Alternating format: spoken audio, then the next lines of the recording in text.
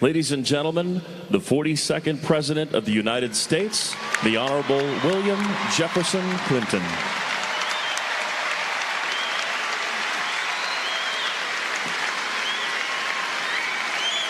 Thank you.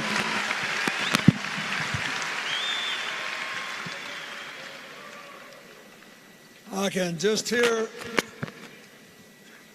Muhammad saying now,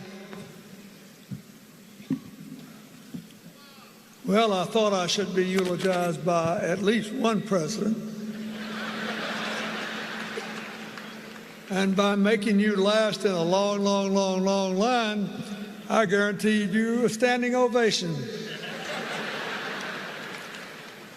I'm trying to think of what has been left unsaid. First, Lonnie, I thank you and the members of the family for telling me that he actually, as Brian said, picked us all to speak and given me a chance to come here. I thank you for what you did to make the second half of his life greater than the first.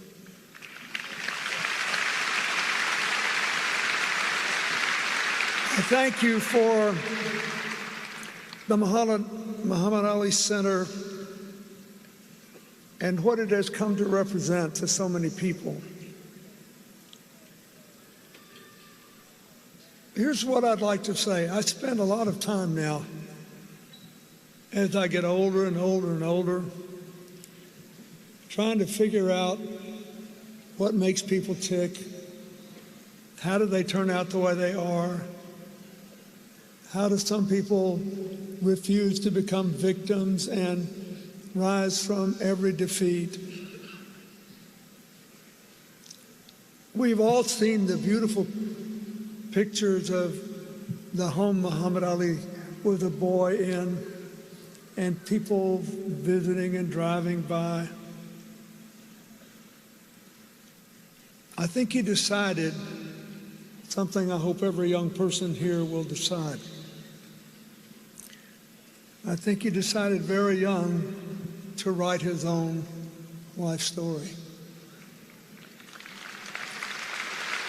I think he decided before he could possibly have worked it all out, and before fate and time could work their will on him, he decided that he would not be ever disempowered. He decided that not his race, nor his place, nor the expectations of others, positive, negative, or otherwise, would strip from him the power to write his own story. He decided first to use these stunning gifts: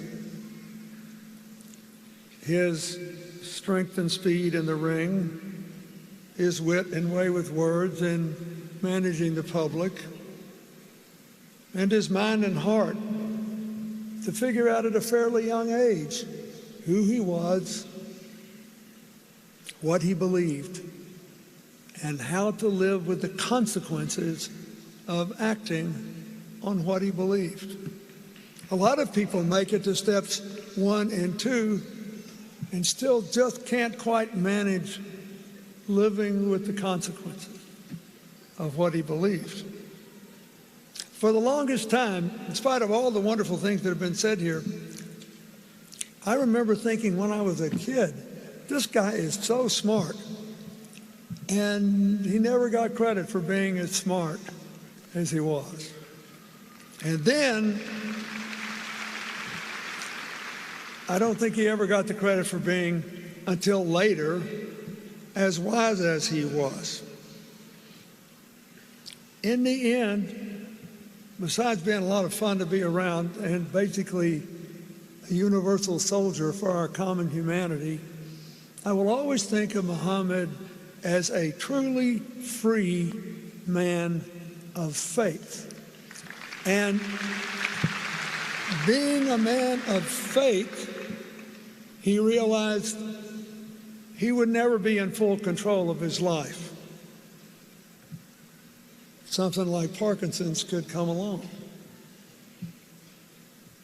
But being free, he realized that life still was open to choices. It is the choices that Muhammad Ali made that have brought us all here today in honor and love. And the only other thing I'd like to say, I think we all need to really, really think about, is that the first part of his life was dominated by the triumph of his truly unique gifts. We should never forget them. We should never stop looking at the movies. We should thank Will Smith for making his movie. We should all be thrilled. It was a thing of beauty. But the second part of his life was more important because he refused to be imprisoned by a disease that kept him hamstrung longer than Nelson Mandela was kept in prison in South Africa. That is, in the second half of his life, he perfected gifts that we all have. Every single solitary one of us have gifts of mind and heart. It's just that he found a way to release them in ways large and small. I'll never forget, I asked Lonnie if she remembered the time when they were still living in Michigan, and I gave a speech in Southwest Michigan. There's an economic club there, and it's sort of a ritual when a president leaves office. And you had to get reacclimated. Nobody plays a song when you walk in a room anymore.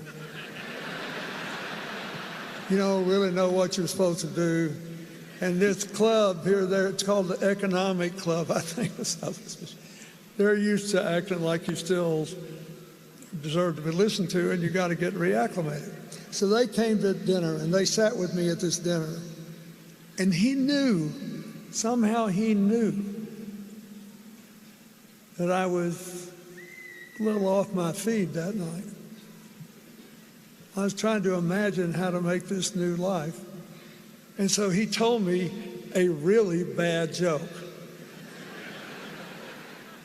And he told it so well, and he laughed so hard that I totally got over it and had a great time.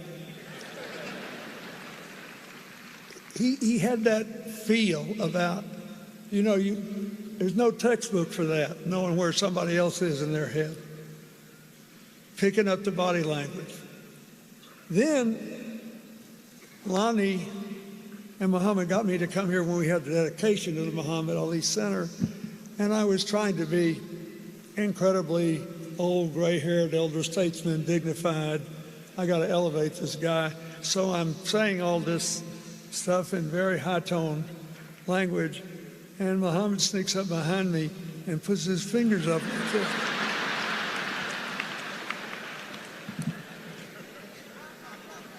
Finally, after all the years that we had been friends, my enduring image of him is like a little reel in 3 shots. The boxer I thrilled to as a boy,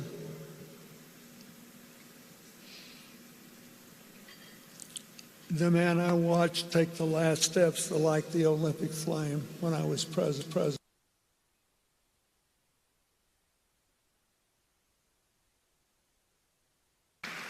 I'll never forget it. I was sitting there in Atlanta. By then we knew each other. By then I felt it. I had some sense of what he was living with, and I was still weeping like a baby, seeing his hand shake and his leg shake, and knowing, by God, he was going to make those last few steps. No matter what it took, the flame would be lit, the fight would be won, the spirit would be affirmed. I knew it would happen.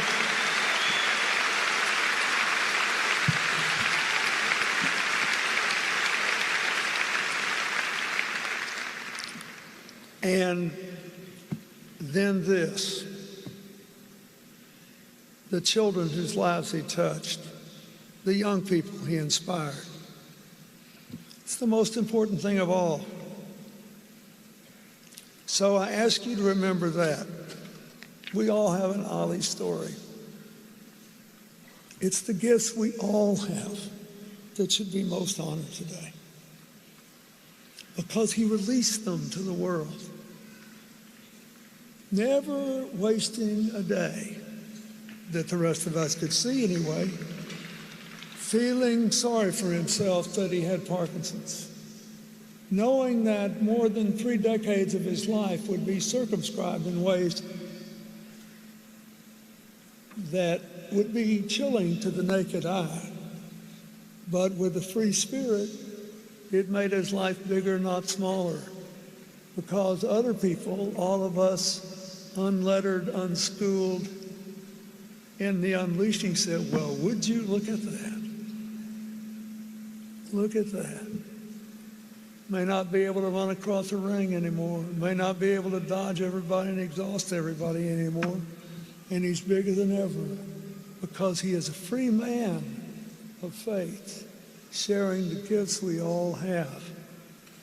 We should honor him by letting our gifts go among the world as he did. God bless you, my friend. Go in peace.